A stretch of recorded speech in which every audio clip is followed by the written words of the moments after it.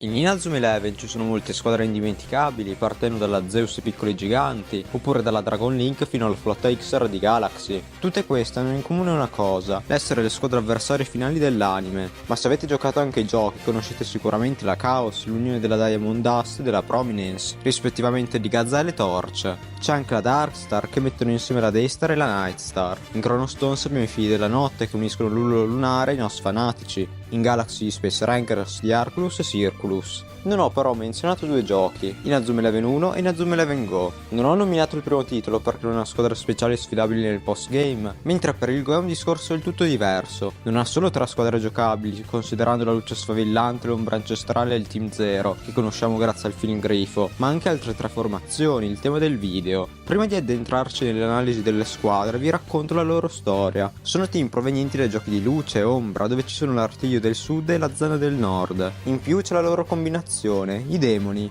L'artiglio del sud appare in Inazuma Eleven Go Luce, come squadra sfidabile nel postgame allo stadio deserto, con un livello che varia tra il 60 e il 64. Come suggerisce il nome, provengono dal sud del mondo, più precisamente in un luogo pieno di sabbie e deserti. Verosimilmente potrebbe trattarsi dell'Egitto, conosciuto per le sue innumerevoli dune di sabbia, nonostante i giocatori non sembrino proprio egiziani. Il capitano e qualche suo compagno pensano che Arion e gli altri siano degli agenti del quinto settore e, arrabbiati con questa organizzazione perché hanno preso della sabbia del loro paese, provocando così dei buchi in cui Wisp è caduto ben 3 volte. Passiamo all'analisi dei giocatori partendo dal portiere, Xavier Shotwell, soprannominato Sandy, chiaro riferimento alla loro provenienza. Viene descritto come sabbie mobili e i tiri più forti sembrano affondare nelle sue mani, come se li inghiottisse. Passiamo alla difesa, il primo dei 4 difensori è Crimson Wiseman, rinominato Shifty. Assieme a Wisp è uno dei pochi personaggi a interagire con la Raimon e tossisce spesso. Viene riconosciuto come il miraggio cangiante, nonostante la mole si muove furtivo lungo il campo. Suo compagno di reparto è Linden Hairgrove, conosciuto come gli occhi della verità ed è un valido e leale aiutante del capitano Cyrus Wisp. Poi c'è Jared Dapplegrey, la bestia travolgente, solitamente calmo ma se si arrabbia inarrestabile. A chiudere la difesa c'è Kate Wellington, il bufalo cornuto. Non si sa se il suo taglio di capelli sia deliberato o meno. Ad aprire il quartetto di centrocampo abbiamo Cyrus Wisp, soprannominato il faraone sovrano, rispettato da tutti, ma la sua origine avvolta nel mistero. Poi c'è Gamal Everlast, riconosciuto come il principe del deserto perché sa giocare nel caldo più cocente.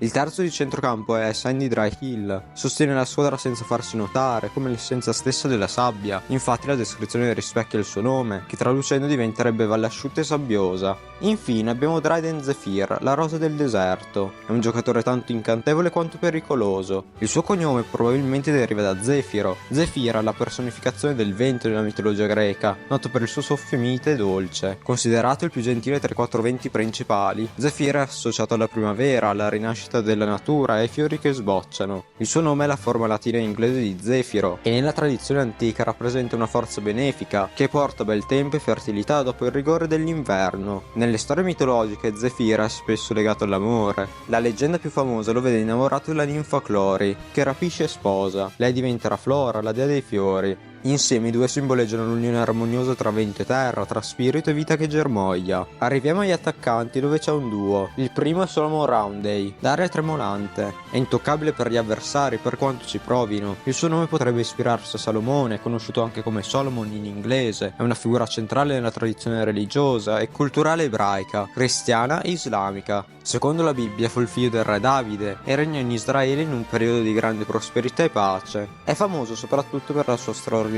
saggezza che gli valse una reputazione leggendaria. L'episodio più noto è quello del giudizio di Salomone in cui, per stabilire chi fosse la vera madre di un neonato conteso da 2 donne, propose di dividere il bambino in 2. La vera madre per salvarlo rinunciò, rivelando così la sua identità. Il suo cognome invece possibilmente deriva da Roundey, che è un elegante sobborgo situato nella zona nord-est della città di Leeds, nella contea del West Yorkshire. Il nome deriva dall'inglese e francese antico significando recinto circolare, un riferimento alle origini come un parco da caccia medievale. Per concludere l'artiglio del sud c'è uno dei giocatori più memorabili, Harry Wind, la feroce tempesta di sabbia. L'aspetto può ingannare, ma in realtà è spietato. Quasi tutti questi giocatori hanno qualcosa in comune, il riferirsi alla sabbia e alla saggezza, come suggerisce il tema della squadra. Passiamo alla zona del nord, squadra sfidabile nello stadio Iceberg solitamente in Inazuma Eleven Go Ombra. Se l'Artiglio del Sud era contro il quinto settore a causa dei rifornimenti di sabbie per sistemare lo stadio deserto, la zona del nord è un'ammiratrice di Alex Abel e di tutto quello che gli gravita attorno. Provengono dal Giappone, ma sono andati al Polo Sud per allenarsi e fortificare i propri corpi contro le intemperie più estreme possibili. Per tornare nel proprio paese sono caduti in acqua accidentalmente, si sono congelati, ma fortunatamente sono riusciti a ricongiungersi. Ora percorriamo l'analisi dei giocatori, partendo dalla porta, con Brutus Nastion, un giocatore abile ma feroce, diventato portiere per frenare le sue abitudini violente. Come possibile collegamento al suo nome ho ritrovato quello di Bruto, un politico e filosofo romano, appartenente a una delle più nobili famiglie di Roma. Cresciuto con idee repubblicane, fu inizialmente sostenitore di Pompeo nella guerra civile contro Cesare, ma dopo la sconfitta venne perdonato dall'imperatore e accolto nel suo entourage. Nonostante ciò tradì Cesare unendosi alla congiura che portò al suo assassinio, ritenendo che ucciderlo fosse necessario per salvare la Repubblica Romana dall'autoritarismo. In difesa troviamo l'Interloper, esperto di mimetizzazione. Appare dal nulla per intercettare passaggi. Poi c'è Jude Osborne, un ragazzo piuttosto inavvicinabile che borbotta tra sé e sé dietro la maschera. Insieme a lui c'è Loki Soflau, un ragazzo ostentato che sembra volare per il campo con i capelli al vento.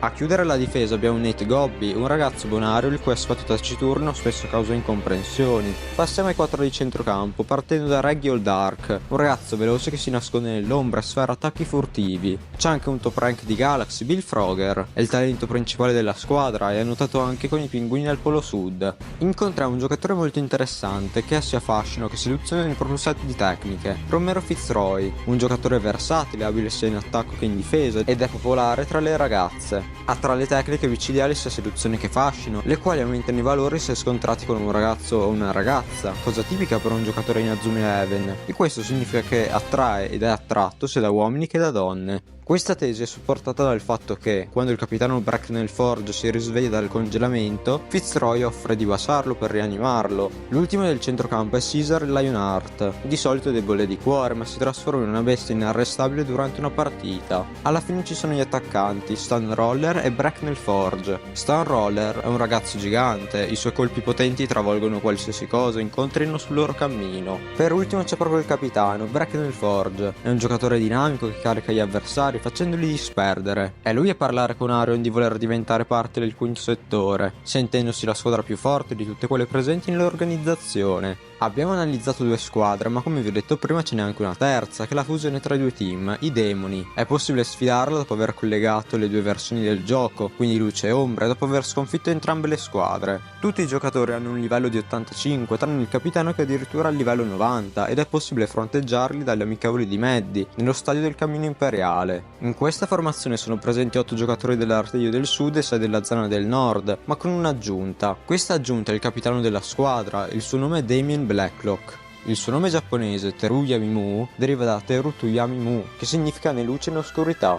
In conclusione, le squadre dell'Artiglio del Sud, della zona del Nord e dei Demoni rappresentano una delle aggiunte più affascinanti e tematicamente coerenti nell'universo di Inazuma Eleven Go. Non solo arricchiscono il postgame dei giochi luce e ombra, ma offrono anche un approfondimento simbolico e culturale che raramente si trova in squadre secondarie. Insomma, queste squadre non sono solo sfide da superare, ma piccoli mondi narrativi in cui si intrecciano mistero, mitologia e caratterizzazione. E per chi ha voglia di esplorare ogni angolo nascosto del gioco, rappresentano un'esperienza imperdibile.